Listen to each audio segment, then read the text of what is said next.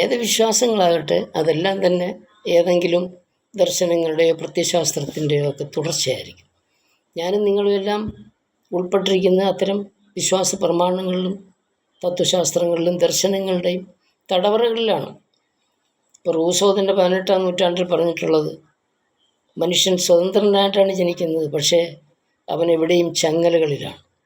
അത് ജീവിതത്തിൻ്റെ എല്ലാ തുറകളെയും, അത് ജോലിയുടെ കാര്യത്തിലായാലും വിവാഹത്തിൻ്റെ കാര്യത്തിലായാലും അതുപോലെ തന്നെ ബന്ധങ്ങളുടെ കാര്യത്തിലായാലും എല്ലാം മനുഷ്യൻ ചങ്ങലകളിലാണ് പിന്നീട് അവൻ്റെ ജീവിതമാകെ തന്നെ മുന്നോട്ട് പോകുന്നതെന്ന് റൂസോ സ്ഥാപിച്ചിട്ടുണ്ട്. അപ്പോൾ ഇതെല്ലാം തന്നെ ഓരോ ദർശനങ്ങളാണ്.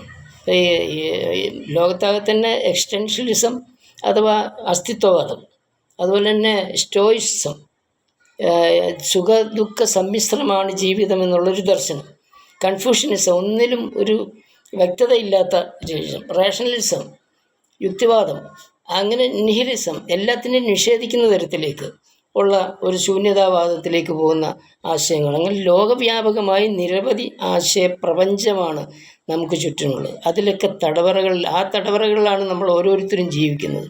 അത് മതപരമാകട്ടെ, രാഷ്ട്രീയമാകട്ടെ, സാമുദായികമാകട്ടെ, മറ്റ് സാമൂഹിക വിഷയങ്ങളിലാകട്ടെ, എല്ലാം അത്തരം വിശ്വാസ പ്രമാണങ്ങളുടെ തടവറകളിൽ കഴിയുന്നവരാണ് നമ്മൾ. ഞാനതിലൊന്നും ഉൾപ്പെടുന്നില്ല. ഞാൻ എൻ്റെ ഒരു വിശ്വാസ പ്രമാണത്തിലും ഞാൻ എൻ്റെ ഒരു ആശയത്തിലുമാണ് ജീവിക്കുന്നത് എന്ന് പറഞ്ഞാൽ അങ്ങനെ ഒരു ആശയമൊന്നുമില്ല. എല്ലാം അത്തരം ഈ മുൻഗാമികളായിട്ടുള്ള, അവരെയൊക്കെ നമ്മൾ മനീഷികളെന്നൊക്കെ വിശേഷിപ്പിക്കാം, അത്തരം ചിന്തകരുടെ അവർ സൃഷ്ടിച്ചിരിക്കുന്ന ഒരു ആശയപ്രപഞ്ചമുണ്ട് ഈ ലോകത്ത്.